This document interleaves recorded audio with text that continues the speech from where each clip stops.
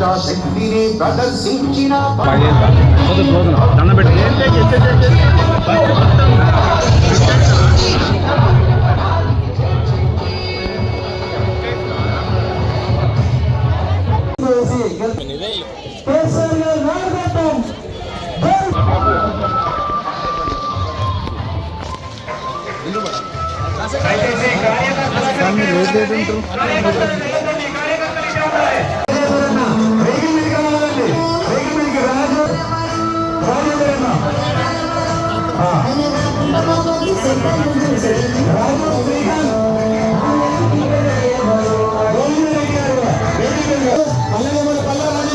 స్వాగతం సుస్వాగతం మన వాటికి.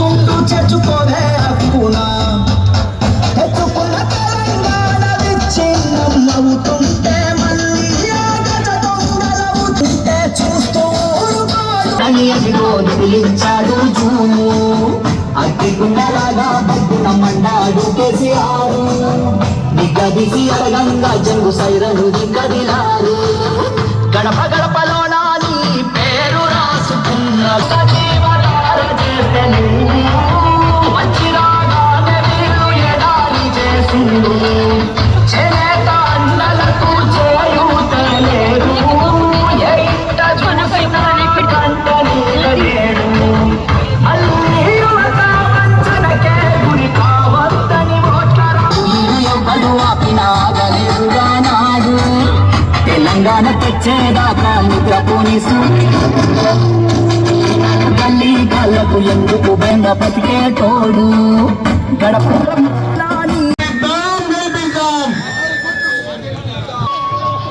కొంచెం ముందు మాట్లాడాలి, కొంచెం మాట్లాడండి. అందరూ ఇవ్వలేదు ఎట్లెళ్దామండి. రాష్ట్రాన్ని సాధించి చూపించినాడు, ప్రేమించి ప్రజలను పాలించినాడు, తండ్రి చాటి పల్లెక నీళ్ళను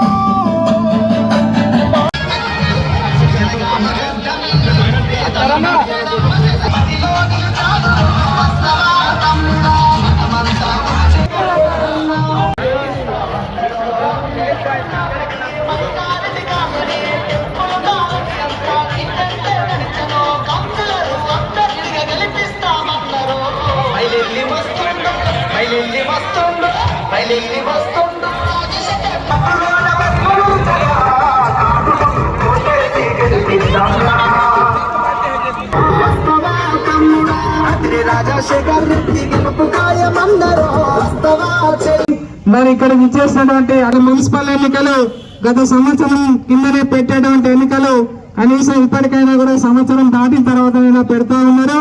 మరి ఈ సంవత్సర కాలంలో మన వార్డులన్నీ కూడా ఏ రకంగా ఉన్నాయన్నది మీ అందరికీ తెలుసు. చెత్తతో కూరుకుపోయి మోరీలు తీయకపోవడం ఇవన్నీ కూడా మనం చూస్తూనే ఉన్నాం. మరి లైట్లు లేక కూడా నానా ఇబ్బందులు పడ్డాం. కనీసం ఎట్టకేళ్ళకి ఈ సంవత్సరం ఎన్నికలు పెడతా ఉన్నారు. ఈ ఎన్నికలలో మీకు తెలుసు, ఈరోజు ఈ వార్డు అభ్యర్థిగా రాజశేఖర రెడ్డి అన్న గారిని మన శాసనసభ్యులు ఆశీర్వదించి పంపడం జరిగింది. మరి వాస్తవంగా మరి ఎందుకు రాజశేఖర రెడ్డి అన్న గారు బయట నుంచి వచ్చిందని మీకు అనుమానం రావచ్చు.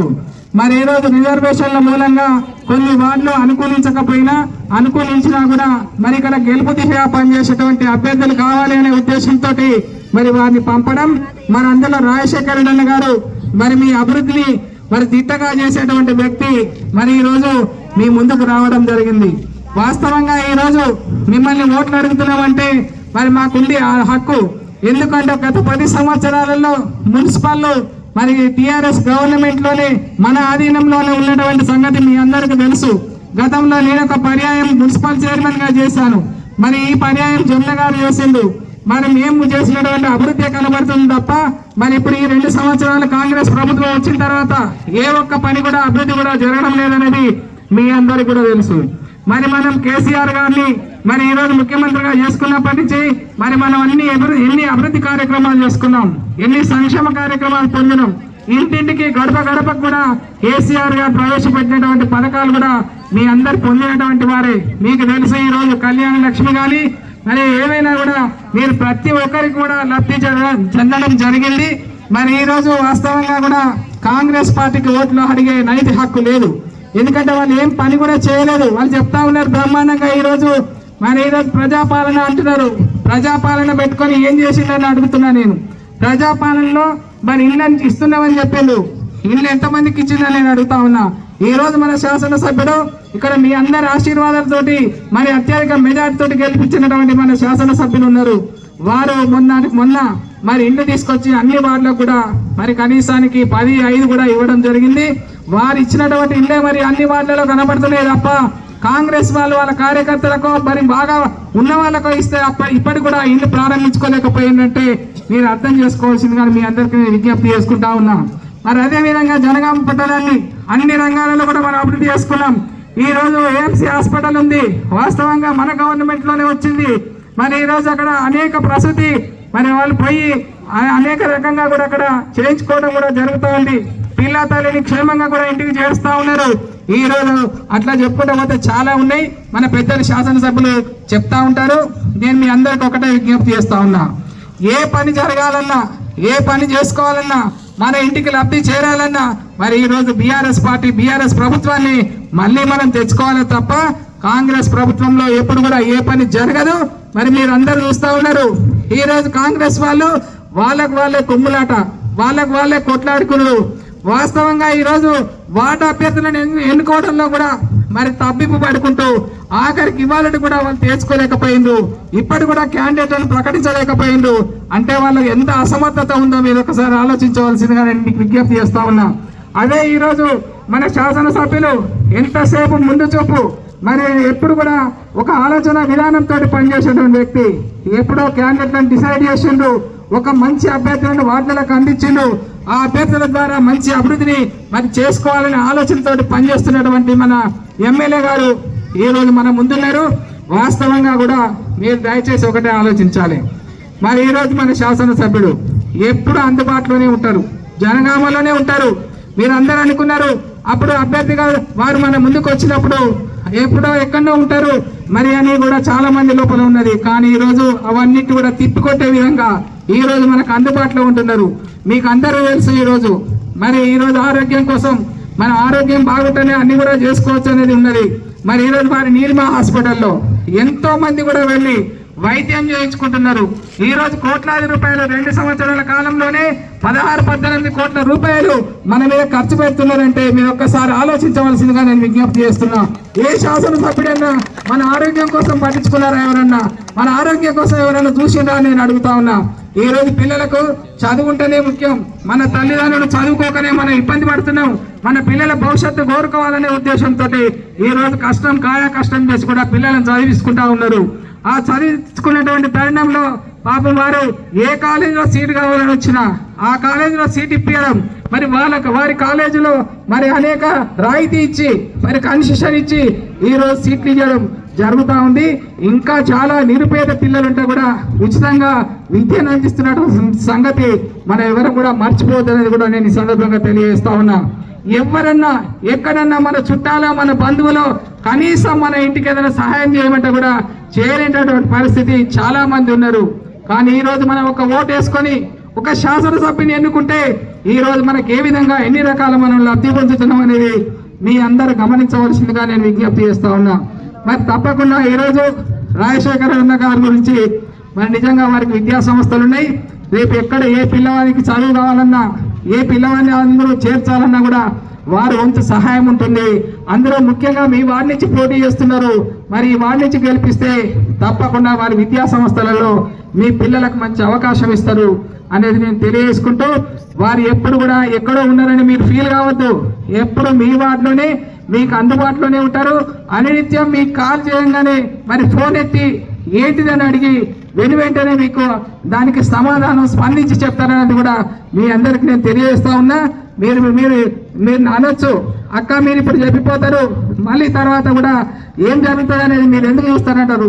నేను అనినిత్యం జనగాంలోనే ఉంటా. మీ అందరికీ తెలుసు, నేను మున్సిపల్ చైర్మన్గా ఉన్నప్పుడు మీ వాడ తిరిగినా, మీ గడప తిరిగినా, మీ ఏ కార్యక్రమాన్ని పిలిచినా నేను వచ్చినా, మరి అందరికీ నా గురించి తెలియకుండా ఎవరు లేరు. మరి దయచేసి రాజశేఖర్ అన్న కూడా అంతకంటే రెట్టింపు కూడా పనిచేసేటువంటి వ్యక్తి. మరి మీరందరూ కూడా దయచేసి ఆదరించవలసిందిగా నేను మీ అందరికి విజ్ఞప్తి చేస్తా ఉన్నా. మరి అదేవిధంగా రాజశేఖర్ అన్నకు మంచి మెజార్టీ ఇవ్వండి, మంచిగా పని తీసుకోండి అనేది మరొకసారి మీ అందరికీ తెలియజేసుకుంటూ, మీ మధ్యలో మాట్లాడే అవకాశాన్ని కలిగజేసిన ఈ వార్డు ప్రజలందరికీ మరొకసారి ధన్యవాదాలు తెలియజేసుకుంటూ సెలవు తీసుకుంటా ఉన్నాను. జై హింద్, జై తెలంగాణ. మనకు మన అదృష్టం బాగుండి మంచి ఎమ్మెల్యే తెచ్చుకున్న మన జనగామ ప్రజలకు నా మీద బాగా కాన్ఫిడెన్స్ ఉండి 14వ వార్డుకు కౌన్సిలర్గా పంపించినటువంటి మన ప్రియతమ నాయకునికి నేను పాదాభివందనలు తెలుపుతున్నాను. మరియు మన మాజీ మున్సిపల్ చైర్మన్ ప్రేమలతా రెడ్డి గారికి మరియు 14వ సీనియర్ నాయకులందరికీ మరియు కార్యకర్తలందరికీ నా నమస్కారాలు తెలియజేసుకుంటూ, ఈరోజు నేను మా ఎమ్మెల్యే గారి అండదండలతో మీ 14వ వార్డుకు రావడం జరిగింది కౌన్సిలర్ అభ్యర్థిగా. ఈరోజు నేను ప్రతి ఇల్లు తిరిగినప్పుడు చాలా సమస్యలు తెలిసినాయి. మన దగ్గర చాలా సమస్యలు కూడా పెండింగ్లో ఉన్నాయి. దీనికి నేను పూర్తి బాధ్యత, కొన్ని సమస్యలు సార్ నుండి కానీ నేను నా సాధ్యమైనంత వరకు కానీ నేను చేయడానికి కృషి చేస్తాను. మరియు ముఖ్యంగా కొన్ని సమస్యలు నేను తిరిగినప్పుడు చెప్పారు సార్. ఇక్కడ మనము మోరీల సమస్యలు బాగా ఉన్నాయి సార్, మరియు కోతుల పెద్ద కూడా చాలా ఉన్నాయని చెప్పారు. మరి నీటి సరఫరా సమస్య కూడా ఉంది సార్. అంటే ఒక దగ్గర ఎక్కువ నీళ్లు, ఒక దగ్గర తక్కువ నీళ్లు వస్తున్నాయి సార్. అంటే వాటిని కొద్దిగా కోఆర్డినేట్ చేసేసి అందరికి సమానంగా వచ్చేటట్టు చేయాలి సార్. మనము ఈ కమిటీ హాల్ పునరుద్ధరణ ఈ అంబేద్కర్ నగర్లో ఉంది సార్. దానికి కొంతమంది బీద వాళ్ళు ఏమన్నా ఇంట్లో చనిపోయినా ఏదైనా కార్యక్రమాలు చేసుకోవడానికైనా కూడా ఒక షెల్టర్ లాగా ఉండాలి. వాళ్ళందరూ కిరాయిలలో ఉన్నారు, సొంత ఇల్లు లేని వాళ్ళు చాలా మంది ఉన్నారు సార్. వాళ్ళకు కూడా మనకు ఇల్లు ఇప్పాల్సినటువంటి పరిస్థితి ఉన్నది సార్. శిథిలావస్థలో మన పార్కులు ఉన్నాయి సార్, 2 పార్కులు ఉన్నాయి. వాటిని మనం track area, walking track area చేయాలి, జిమ్ ఐటమ్స్ పెట్టాలి. ఉన్న వాటిని కూడా మెయింటైన్ చేయాలి సార్. అందులో కొన్ని చెట్లు కూడా పెరిగినాయి సార్, పిచ్చి చెట్లు ఉన్నాయి. కొద్దిగా మీరు దృష్టి పెట్టేసి మన వార్డు జనాభా అందరూ వినియోగించుకుంటున్నారు. మరియు అంబేద్కర్ నగర్లో ఏసీపీ ఆఫీస్ నుంచి రైల్వే ట్రాక్ వరకు సీసీ రోడ్లు కొద్దిగా క్లీన్ డెవలప్మెంట్ ఉన్నది సార్. కొంచెం వెడల్పు చేయాలి, ఈ రోడ్డును వెడల్పు చేయాలి సార్. మరియు మైనార్టీ కాలనీ కమిటీ హాల్ పునరుద్ధరణ కూడా మీరు చెప్పి ఉన్నారు సార్. మరియు పీస్ కంపెనీని మహిళా ఉపాధి కోసం ఏమైనా ఏర్పాటు చేయాలని చెప్పేసి అదే చెప్పాను. ప్రతి ఇల్లు దిగినప్పుడు కూడా చెప్తున్నా సార్. ఎందుకంటే ఇక్కడ మహిళలకు ఉపాధి కల్పన లేదు, వారికి చేసుకోవడానికి పని కూడా లేదు సార్. ఇక్కడ వాటికి పనిని కల్పించాల్సింది ఆ పీసీ కంపెనీని ఏదైనా కంపెనీగా ఏర్పాటు చేసి దాన్ని పునరుద్ధరణ చేయాల్సిందిగా కోరుతున్నారు సార్. మరి ముఖ్యమైన విషయం సీసీ కెమెరాల గురించి కూడా చాలా మంది చెప్తున్నారు సార్. వాటిని కూడా మనం చేపట్టాల్సిందిగా మా అదే 14వ జనాభా నుంచి నేను మిమ్మల్ని కోరుతున్నాను సార్. ఈ సమస్యలన్నీ ఇంటింటికి దిగినప్పుడు నాకు చెప్పారు, నేను హామీ ఇస్తున్నాను. హలో, ఈ సమస్యలన్నీ చెప్పి ఉన్నారు.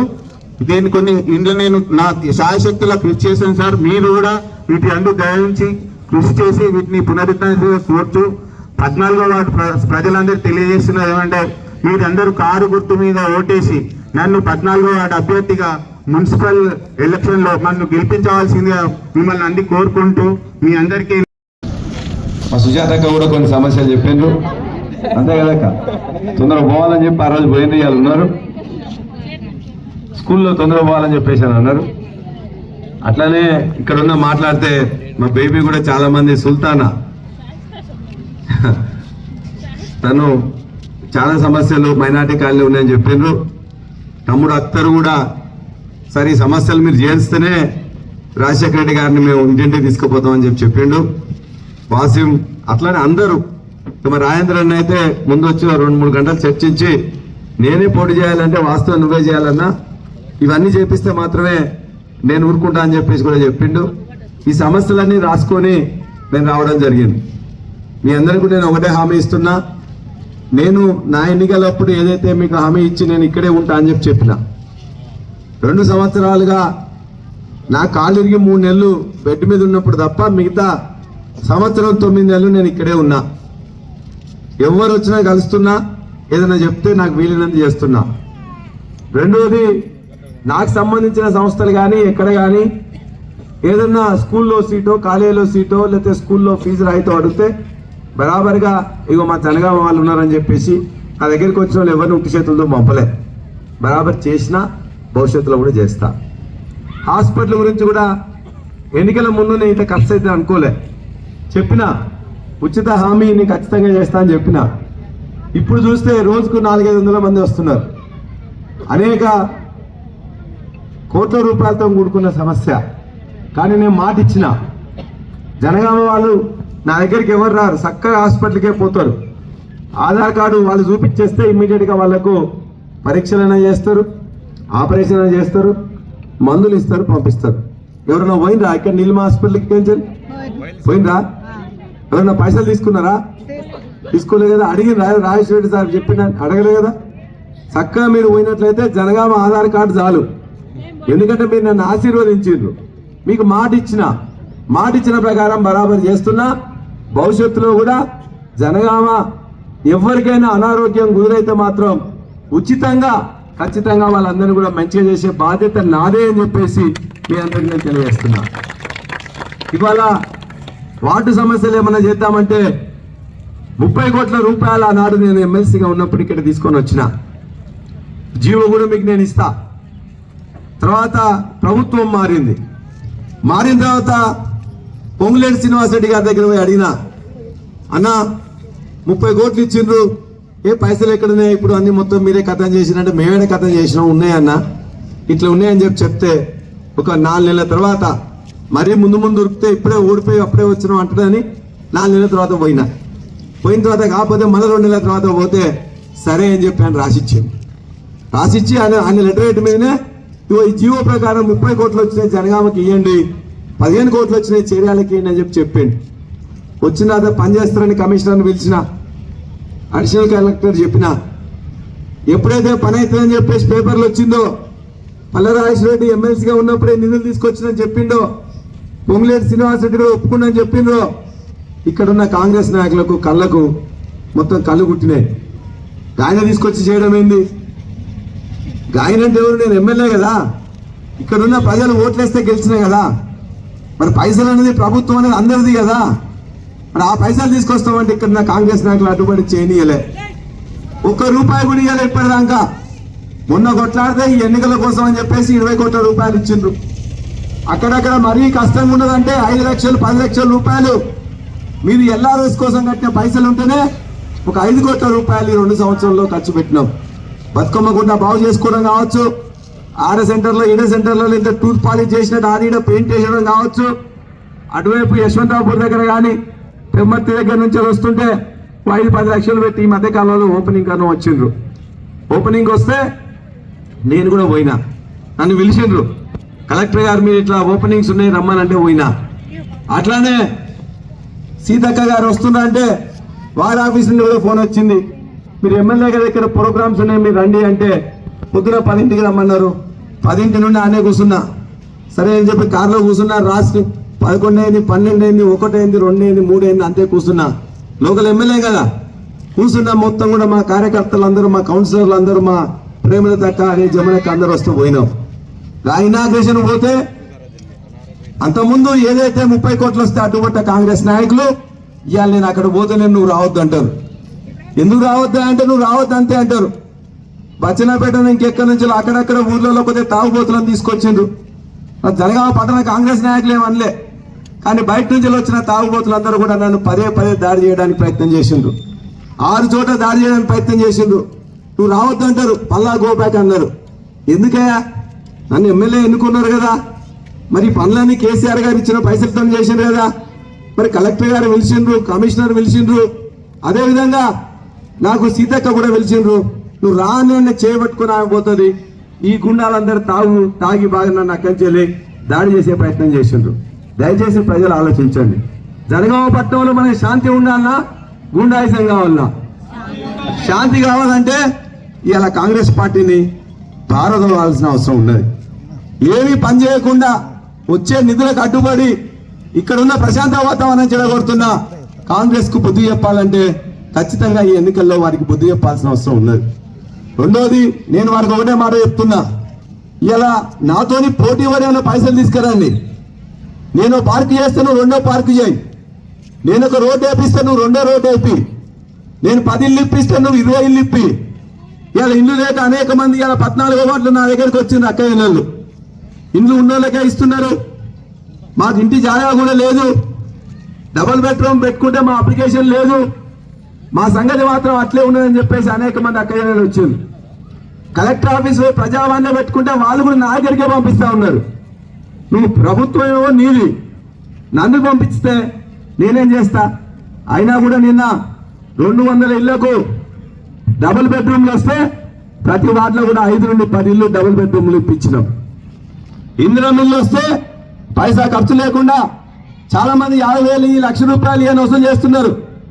నేను మా వాళ్ళందరూ కూడా చెప్పిన, ఎవరన్నా ₹1 ఎవరి దగ్గర పేదవాళ్ళ దగ్గర వసూలు చేస్తే మాత్రం వాళ్ళందరినీ కూడా అది క్యాన్సిల్ చేయడమే కాకుండా వాళ్ళని కేసు పెడతామని కూడా చెప్పి నేను బెదిరించిన.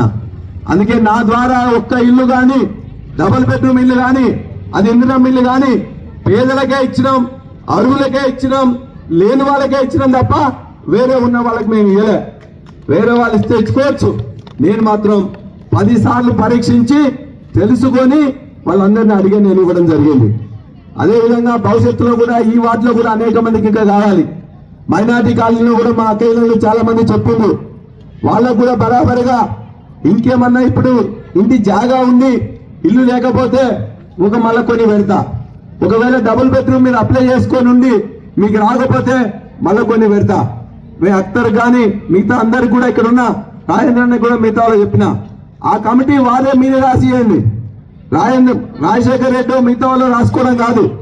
మీ వాడకు వస్తే మీ వాడలో వీళ్ళు ఉన్నాయనుకుంటే 10 ఇంట్లో 15 ఇంట్లో 20 ఇంట్లో ఆ వాడలు ఉంటే ముందు లిస్టు ప్రకారం పేదవాళ్ళు ఎవరు ముందున్నారో చూసుకొని, అవసరం ఎవరికి ఉందో ముందు చూసుకొని, ఇంట్లో ఆల్రెడీ ఒక 2 కొడుకులకు ఉన్నట్లయితే ఇంకొకటి తర్వాత కావాలంటే అసలే లేని వాళ్ళకి ముందు చూసుకొని ఇస్తే మిగతా వాళ్ళకి బరాబరిగా నేను ఇప్పిస్తా అని చెప్పి తెలియజేస్తున్నా. ఇక్కడున్న రోడ్లు కావచ్చు, మా రాజశేఖర్ అన్న రాజకీయాలంటే పెద్ద అది ఉండదు, నాలానే కాలేజీలు స్కూళ్ళు పెట్టుకున్నాడు. తమ్ముడు కొద్దిగా జరగదు, స్కూల్ పెట్టుకున్నాడు. నేను ఎప్పుడు వచ్చినా కూడా నాకు 2 ఏళ్ల నుంచి మొత్తం కూడా నాకు సోదరులాగా సహకరిస్తా ఉన్నాడు. నువ్వు కూడా ఎందుకు ప్రజాసేవలో ఉండొద్దు, తప్పనిసరిగా ఇక్కడికి రావాలంటే ఆయన ఉండే వాటేమో ఎస్సీ రిజర్వ్డ్ అయింది. నేను 14వ వార్డు రమ్మంటే సార్ వాళ్ళందరూ ఏమంటారు అంటే మా రాజేంద్రను, అఖ్తర్ను, వాసింను, ఇక్కడున్న అధ్యక్షులను, ఆంజనేయుల్ని అందరు అనేక శ్రీకాంత్, వేణు, రాజు మొత్తం అందరినీ కొన్ని పేర్లు చెప్పలేకపోతున్నా, మీరు ఏమనుకోవద్దు. వాళ్ళందరూ కూడా మాట్లాడి అడిగిన తర్వాత మీరు ఎలా నేను తీసుకొచ్చుకుంటే ₹1 ఖర్చు పెట్టేటోడు కానీ ఎవరి దగ్గర ఆశించేటోడు కాదు. ఆయనకున్న స్కూల్లో కాలేజీలో ఇన్ని ఫీజులు రాయితీ ఇప్పించేటోడు కానీ పని ఆశించేటోడు కాదు. నేను కూడా 2 ఏళ్లలో చూస్తున్నారు, రోజుంత నాకు ఖర్చు అయితే తప్ప నేను వేరే దగ్గర నుంచి ఎవరి దగ్గర ఆశించాం. అట్లానే నాలానే సోదరుడు రాజశేఖర్ రెడ్డి కూడా 14వ వార్డులో ఇవ్వాల, లేదంటే కోతులు పెడుతుందంటే ఒక పైసా ఈయన తీసుకోడు, ఈయనే చేపిస్తాడు. అది కూడా నేను మాటిస్తున్నా. ఎవరు కూడా ఇంతకుముందు ఏం జరిగిందని నేను మాట్లాడను, కానీ భవిష్యత్తులో ఏం చేసినా ఈ వార్డు నుంచి మాత్రం ఆయన ఖర్చు పెట్టుకుని ఆయన చేస్తాడు. నా బండేడ మోని అండి బాబు.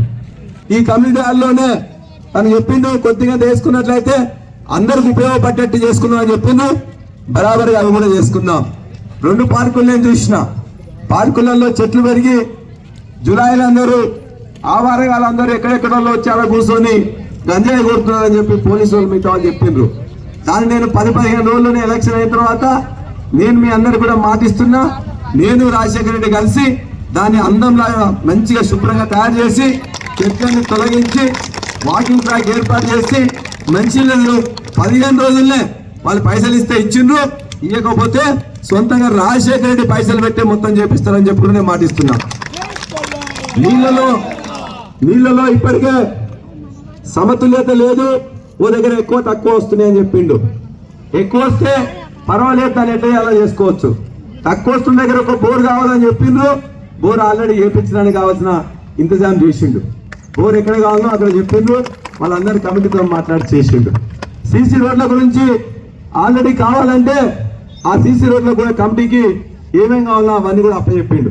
ఇప్పటిదాకా వచ్చే ముందు ఖచ్చితంగా చేయమని చెప్పినాం. ఏసీపీ ముందున్న ఈ రోడ్డు కానీ మైనార్టీ కాలనీలో కమిటీ హాల్ గురించి కూడా మైనార్టీ యువకులు వచ్చిండ్రు. సార్ ఇట్లా ఉన్నది పరిస్థితి, కనీసం చదువుకుంటానికి కూడా పరిస్థితి లేదంటే వాళ్ళకి సంబంధించిన కూడా మాట్లాడే పనులను కూడా చేస్తున్నాం. అదేవిధంగా చాలా మంది మా అక్క జిల్లాలు సార్ మేము కమిటీ హాల్ చెప్పినాం, అంబేద్కర్ కమిటీ హాల్లో కూడా అది కూడా చేపిస్తాడు. రాజశేఖర్ రెడ్డి ప్రభుత్వం దగ్గర పైసలు వస్తాయి, నా దగ్గర వస్తాయి, ఏం రాకపోతే తన పైసలు పెట్టి చేపిస్తాడు. అందులో ఏం లేదు. ఎందుకంటే ప్రజాసేవలకు వచ్చినప్పుడు ఎంతో కొంత సంపాదించుకున్నప్పుడు ప్రజలకు చేయడమే విధిగా రాజకీయానికి ఒక అర్థం ఉంటుంది, లక్ష్యం ఉంటుంది. అంతేగాని రాజకీయం అంటే దాని మీద దీని మీద సూటు బూటు వేసుకుని అందరి మీద గుండాయుధం చేయడం కాదు, తాగడం గుండాయుధం చేయడం కాదు. మనకు ఉన్నదాన్ని ఇతరుల కింద పంచడం, ప్రేమగా మాట్లాడడం. ఎవరైతే ఆఫీస్కు పోలేరో, ఎవరైతే రాయలేరో, ఎవరికైతే గొంతు లేదో వాళ్ళ గొంతు కావాలి. రాయలేని వాళ్ళకి మనం రాయాలి, మాట్లాడే వాళ్ళకి మనం మాట్లాడాలి. అది రాజకీయ నాయకుడు చేయాల్సిన పని. అంతేగాని మొత్తం ఫుల్ తాగి నువ్వెంతరా నేనంతరా తూకిత్తా మైకిత్తా అని చెప్పేసి రావడం కాదు.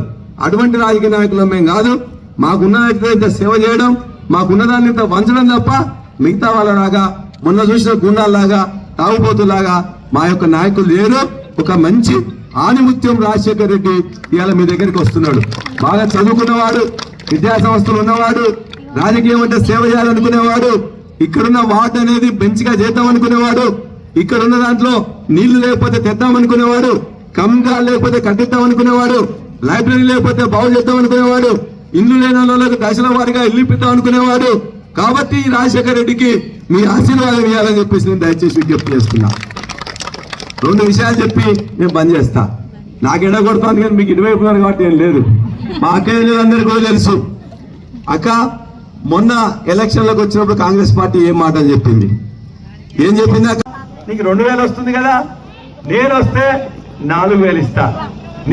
నీకు 2000 వస్తుంది కదా, నేను వస్తే 4000 ఇస్తా.